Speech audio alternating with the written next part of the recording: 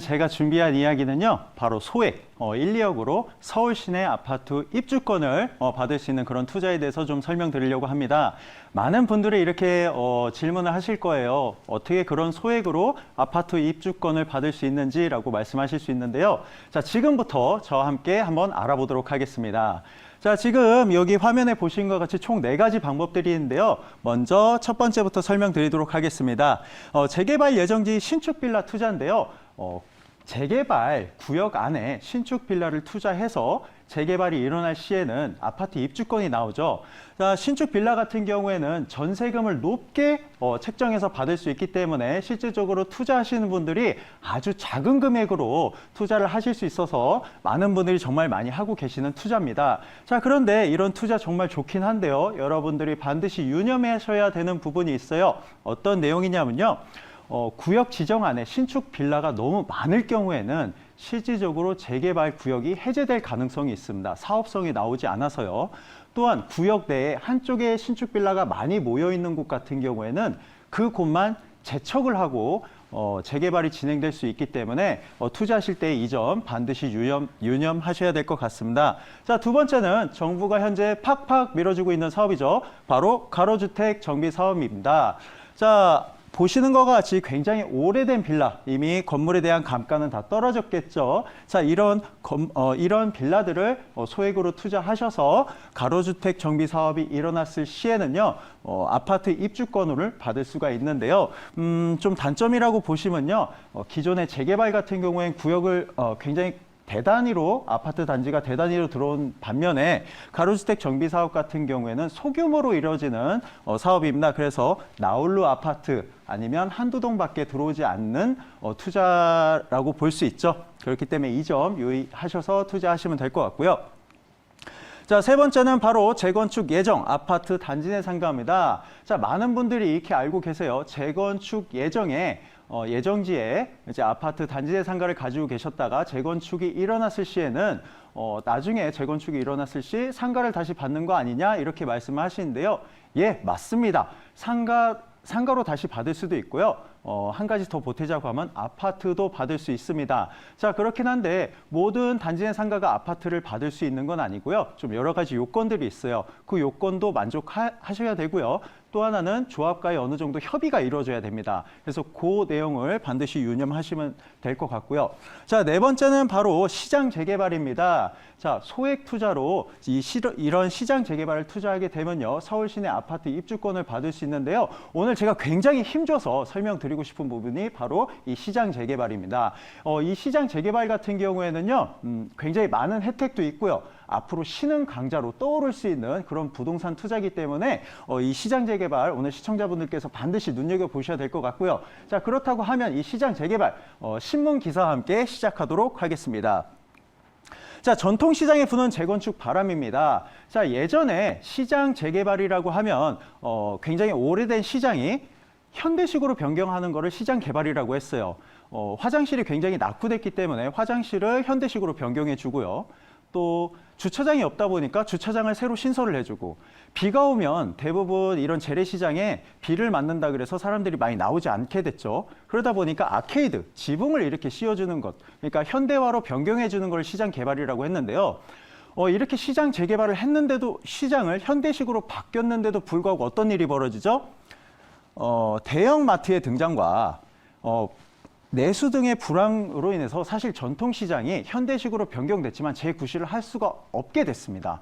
그러다 보니까 이제 각 시에서는 이제 도시의 흉물로 계속 작용을 하죠. 왜냐하면 공실도 계속 나게 되고 비어있는 상태로 되다 보니까 이제는 시장 개발을 현대식으로 변경하는 것보다 아예 전부 다 밀어내고 재개발, 그러니까 아파트나 주상복합으로 변경을 해주자라고 이렇게 결론을 내립니다. 그래서 이제는 시장 재개발이라고 하면은 현대식으로 바뀌는 게 아니라요, 아파트와 주상복합으로 변경되는 거를 바로 시장 재개발이라고 합니다.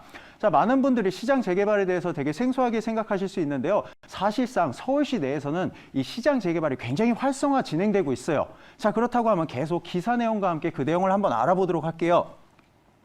자, 서울시와 부동산 업계에 따르면 서울에는요, 총 366개의 전통시장이 있습니다. 이 중에 지금 54곳이 재건축을 마쳤고요. 이미 재건축을 마쳐서 아파트와 주상복합으로 변경이 됐고요. 2021년이죠. 현재는 총 21곳이 사업을 진행하고 있습니다. 자, 이렇게 시장 재개발이 굉장히 활성화 진행되고 있고요. 현재는 21곳이지만 계속 늘어나고 있습니다. 그렇기 때문에 여러분 반드시 이 사업에 주목하셔야 된다고 말씀드리겠고요. 자, 그렇다고 하면 다음 기사와 함께 시장 재개발 또 보도록 하겠습니다. 자, 재래시장 재개발 사업 돈 된다는데 이런 표현을 합니다. 자, 어떤 내용 때문에 이 재래시장이 돈이 되는지 한번 살펴보도록 하겠습니다. 자, 기사 내용에서 나와 있긴 한데요. 자, 이 부분 굉장히 포인트로 보시면 좋을 것 같아요. 재래시장 육성을 위한 바로 특별법. 여러분들이 이 특별법을 반드시 눈여겨보셔야 돼요. 기사 내용에는 참 많은 내용들이 있습니다. 자, 제가 이거를 좀 정리를 해드릴게요. 특별법엔 과연 어떤 것들이 있는지. 자, 첫 번째는요, 사업성을 굉장히 좋게 해주고요. 두 번째는 세금을 굉장히 줄여줍니다. 그리고 재개발, 재건축 같은 경우에는 시간이 굉장히 길어질 수가 있는데요. 이 기간을 굉장히 단축해줍니다. 뭐 때문에요? 맞습니다. 바로 이 특별법 때문입니다. 자, 지금부터 하나씩 알아보도록 할게요. 자, 제가 아까 말씀드렸다시피 사업성을 굉장히 많이 늘려준다고 했는데요. 일반적으로 재개발, 재건축에는 용도, 구역, 정해진 용적률이 있습니다. 이 정해진 용적률 안에 층수를 올릴 수 있는데요. 이 특별법에 의해서는요, 이 용적률에 플러스 알파 용적률을 주는 거죠. 그렇기 때문에 굉장히 많은 사업성이 나옵니다. 자, 두 번째, 세금을 굉장히 줄여준다고 제가 말씀드리는데요. 기사 내용과 함께 한번 알아보도록 하겠습니다. 자, 기사 내용에 보시면요. 일단은 건축비의 10%, 과밀부담금의 50%를 감면을 받고요. 자, 종합토지세는 5년간 50% 감면을 받습니다. 자, 이런 혜택이 있고요. 세금 부분에서 굉장히 많은 혜택을 주죠. 그리고 사업 기간도 굉장히 줄여주는데요. 기사 내용을 다시 한번 살펴보도록 할게요. 자, 사업 시행 구역으로 선정된 곳은 지구 단위 계획을 설립하지 않아도 돼요. 또한 대부분 이제 주상복합으로 이제 올라갈 경우에는 이 사업계획 승인 대상에서도 제외가 됩니다. 자, 그러다 보니까 사실 재개발, 재건축 같은 경우에는 여러 가지 행정 절차도 있고 굉장히 많은 절차들을 걸쳐야 돼요. 하지만 이 지구 단위 계획과 사업계획 승인 이 두 가지 큰 덩어리를 빼주다 보니까 일반적으로 10에서 15년 정도 걸릴 사업의 기간을 7년에서 5년으로 단축이 된다는 그런 장점이 있죠. 자, 이런 특례법 때문에 여러분들이 앞으로 주목해야 될 투자가 바로 이 시장 재개발이라고 제가 다시 한번 강조드리도록 하겠습니다. 자, 그렇다고 하면 제가 아까 말씀드렸다시피 총 366개의 시장 중에 54개는 이미 다 재개발이 끝났고요. 21곳이 현재 2021년 진행되고 있다고 하는데 어떤 시장이 있는지 한번 살펴보도록 하겠습니다. 자, 시장 정비 사업 총 21개 중에 5곳의 시장은 이미 시장 재개발로 공사를 진행하고 있는 중입니다. 자, 지금 총 6개 시장 같은 경우에는요. 사업 추진 계획 승인 완료가 됐고요. 또 10개 시장 같은 경우는 이미 사업 시행 인가가 완료가 됐습니다. 이렇게 굉장히 많은 시장들이 속도를 내서 진행을 하고 있는데요. 자, 그렇다고 하면 지금부터 여러분들이 충분히 알 법한 시장, 그런 시장들 실사례를 통해서 현재 어떻게 시장 재개발이 변화되고 있는지 지금부터 한번 알아보도록 하겠습니다. 자, 첫 번째입니다. 자, 여러분 굉장히 핫한 동네죠. 자, 중공업 지역으로 한번 넘어가 보도록 하겠습니다. 자, 이 중공업 지역 대표적인 곳이 어디죠? 맞습니다. 영등포입니다. 영등포에 가보시면요, 여러분 한 번쯤은 보셨을 만한 대로변에서 보셨을 법한 그런 상가가 있죠. 자, 보시면 일반 상가처럼 보이시겠지만요, 정식 명칭은 바로 시장입니다. 자, 이 시장 같은 경우에는요, 1980년대에 준공이 됐고요. 영등포 기계상가입니다. 1980년도에 준공이 됐는데요. 그 당시에는 이제 중공업 지역에 이제 공장이 굉장히 활성화됐지만 지금은 어떻죠? 맞죠? 사양 사업으로 사실 중공업지가 이제 쇠락의 길을 계속 가고 있습니다. 그러다 보니까 대로변인데도 불구하고 공실이 계속 발생하는 거죠. 40%, 50% 대로변에 그렇게 공실이 나다 보니까 사실 도시의 흉물로 작용하게 됐습니다. 자, 이런 부분 때문에요. 이런 흉물을 그대로 이제 방치할 수 없어서 뭐를 진행하냐면요. 바로 시장 재개발을 진행을 합니다. 자, 영등포 중흥 S클래스 2021년 현재죠. 자, 현재 3월에 총 입주를 했고요.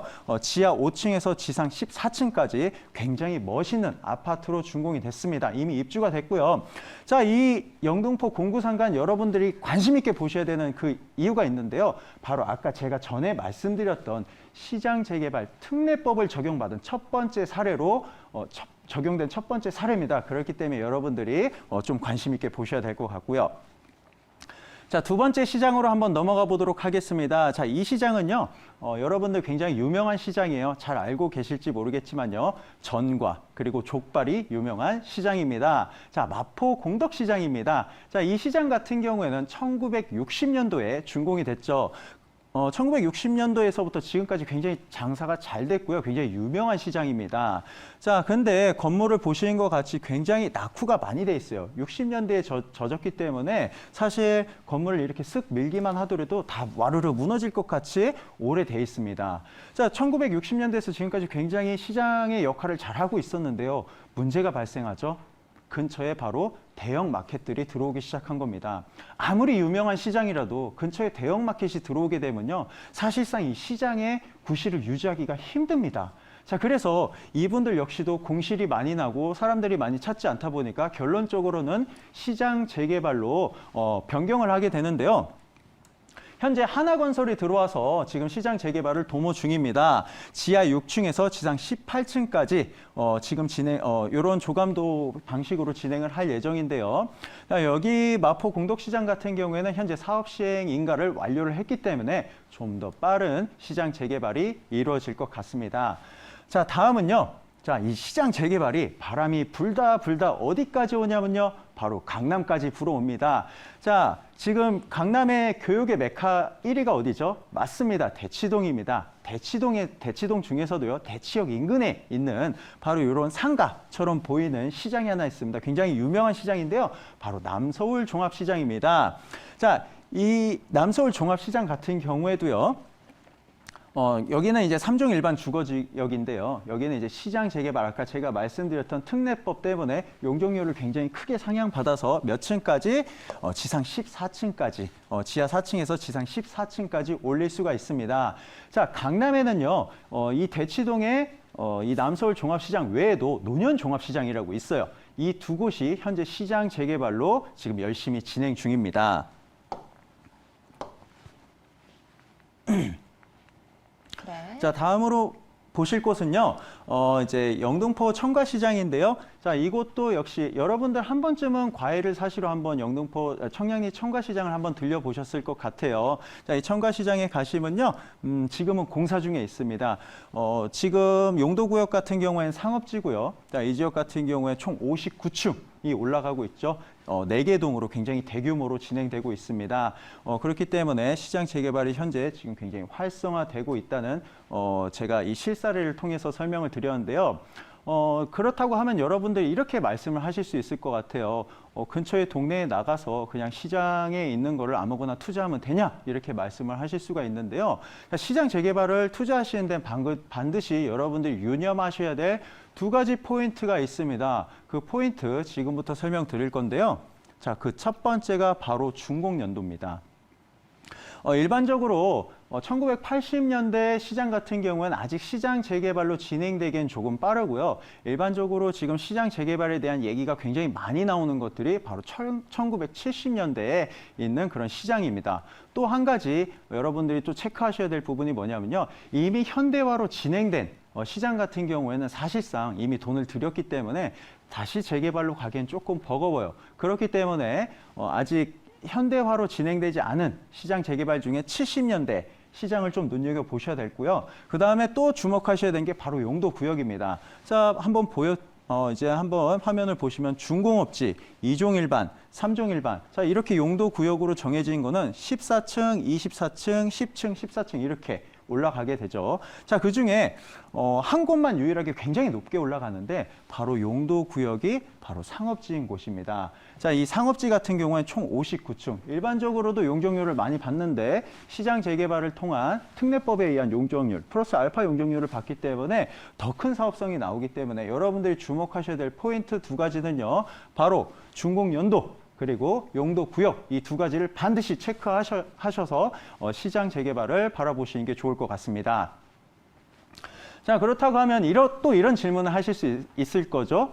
시청자분들께서 그렇다고 하면 그 조건을 만족한 시장이 과연 어디 있냐 이렇게 하실 수 있는데요. 제가 서울시 지도를 좀 준비해 봤어요. 자, 지금부터 한번 살펴보도록 할게요.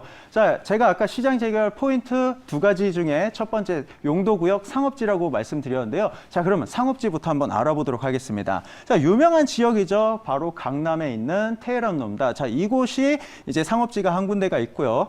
또 하나는 바로 여의도 쪽에 하나 또 위치하고 있습니다. 또 서울에서 가장 큰 상업지를 자랑하고 있는 바로 중구인데요.